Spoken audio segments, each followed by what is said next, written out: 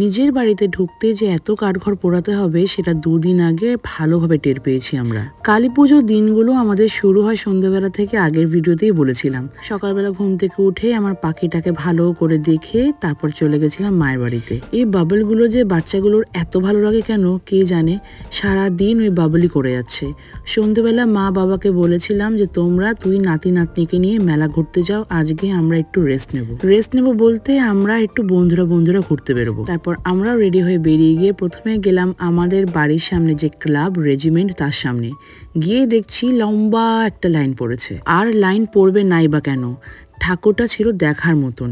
আর সব থেকে বড় কথা, তাকে পরানো হয়েছিল 70 কেজি সোনা। যথারীতি সিকিউরিটিও প্রচন্ড টাইট। তারপর আমি, সমাপ্তি আর রুষা আমরা গেলাম একটা মেলাতে, যেখানে আমি আর সমাপ্তি প্রথমে উঠেছিলাম এই নৌকাটাতে। সত্যি কথা বলতে আগেও একদিন কোকোর সাথে উঠেছিলাম, তখন এত ভয় লাগেনি, কিন্তু এই দিন সমাপ্তির সাথে ওঠার পর মনে হচ্ছিল ঠাকুর কখন নামাবে আমাদের। লিটারালি সবাই কান্নাকাটি করছিলাম। তারপরও শিক্ষা হয়নি, ওখান থেকে নেমেই লাফিয়ে উঠে পড়লাম ব্রেক ডান্সে।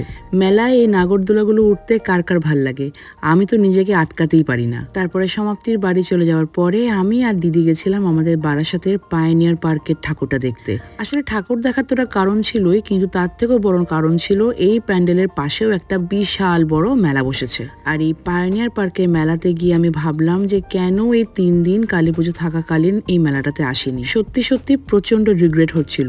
যেই দিকে তাকাচ্ছিলাম সেই দিকেই দারুণ দারুণ স্টল, যেমন এই দোকানটার জুয়েলারিগুলো দেখার মতন ছিল। এত সুন্দর সুন্দর কানের দুলগুলো মাত্র নাকি 40 টাকা।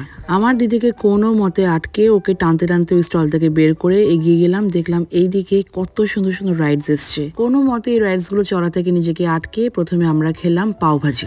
যদিও মা বাড়িতে খাবার জন্য সমস্ত খাবার রেডি করে দিয়েছিল, কিন্তু এই মেলাতে এসে আর ওই খাবারগুলোর কথা ভুলেই গেছিলাম, কারণ এই মেলাটা আর পরের দিন থাকবে না, আর এই মেলার প্রত্যেকটি খাবার আমাদেরকে টেস্ট করে দেখতে হবে। পাও ভাজি খাওয়ার পরে তারপরে খেলাম আইসক্রিম, তারপরে খেলাম ঘুগনি, আর সবার শেষে এই শিকাঞ্জিগুলো খুব খেতে ইচ্ছে করছিল, কিন্তু খেলাম লাস্টে গোলা। এবছর কালী পুজোতে ঠিকঠাক স্টল বসতে পারিনি রাস্তার দুধারে, কারণ ওটাই নিয়ম করে দিয়েছিল, তাই গোলাও পাইনি। কিন্তু মেলাতে গোলা স্টল দেখে আমি আর আমার দিদি বড্ড খুশি। মেলার ভেতরে এই একটা হাবিজাবি শো আছে, যেটার কোনো মাথা মুন্ডু কিচ্ছু খুঁজে পাওয়া যায় না। ফাইনালি মেলাকে টাটা করে যখন নিজের বাড়ির দিকে এগোতে যাচ্ছিলাম, তখন দেখলাম বাড়ির রাস্তাটা পুলিশ এইভাবে ব্যারিকেড দিয়ে দিয়েছে আর কাউকে ঢুকতে দিচ্ছে না। আই কার্ড ছাড়া কাউকে নাকি অ্যালাউ করবে না, আর আই কার্ড আমি ক্যারি করিনি। অনেক কষ্টে অনেক কিছু বোঝানোর পরে তারপর ওনারা আমাদেরকে ঢুকতে দিল। এই অদ্ভুত একটা সিচুয়েশনে প্রথমবার আমি পড়লাম।